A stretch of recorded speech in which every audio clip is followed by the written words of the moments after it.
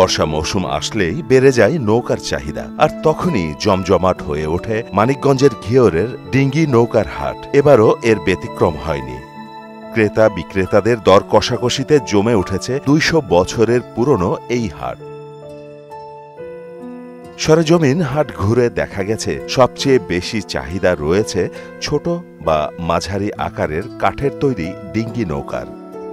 জেলার সবচেয়ে বড় এই হাটে বছরে প্রায় কোটি টাকার নৌকা বেচা বিক্রি হয়ে থাকে। মানিকগঞ্জ জেলায় পদ্মা, যমুনা, ধলেশ্বরী, ইছামতি নদীসহ রয়েছে অসংখ্য খালবিল। এ কারণে এ জেলায় ডিঙ্গি নৌকার চাহিদা সবচেয়ে বেশি।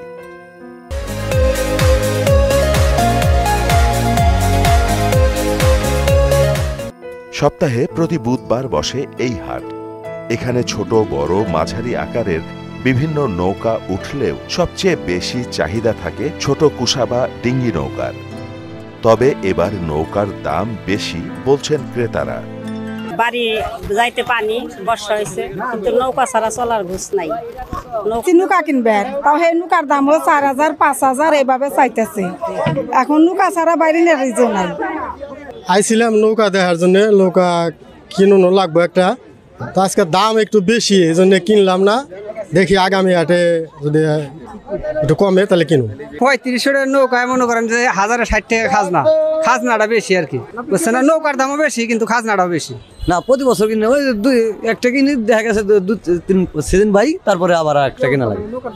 আজকে মোটামুটি ২৯ পিস নৌকা আনা হয়েছে, মোটামুটি আমরা ১৬-১৭ পিস বিক্রি করছি আর কি।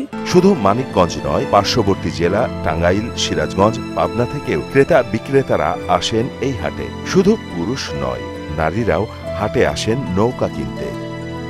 করই, আম, চাম্বুল, মেহগুনি সহ বিভিন্ন কাঠের তৈরি নৌকা মান ও আকার ভেদে বিক্রি হচ্ছে ২,৫০০ টাকা থেকে ১০,০০০ টাকায়।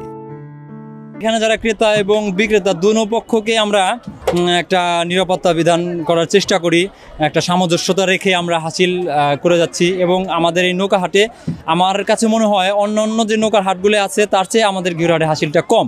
এই নৌকার কিছু বিশেষত্ব আছে, বিশেষ করে এই নৌকাগুলি স্বল্প মূল্যে ক্রেতার হাতের নাগালের হয়ে থাকে বিদায়ী আমাদের এই নৌকার হাটটা বৃহৎ পরিচিতি পাইছে। এবং এই হাটটা আমি মনে করি আমাদের ঘিওরের অন্যতম একটা ঐতিহ্যের বহন করতেছে এই নৌকার হাট।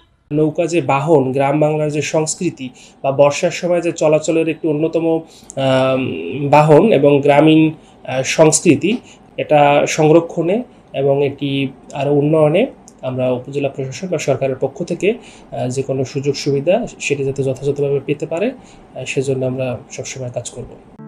ডিঙ্গি নৌকার হাটের ২০০ বছরের ঐতিহ্য রক্ষায় হাসিল কম নেওয়ার দাবি ক্রেতা ও বিক্রেতাদের। মাহমুদ হোসেন, মোহনা ডিজিটাল।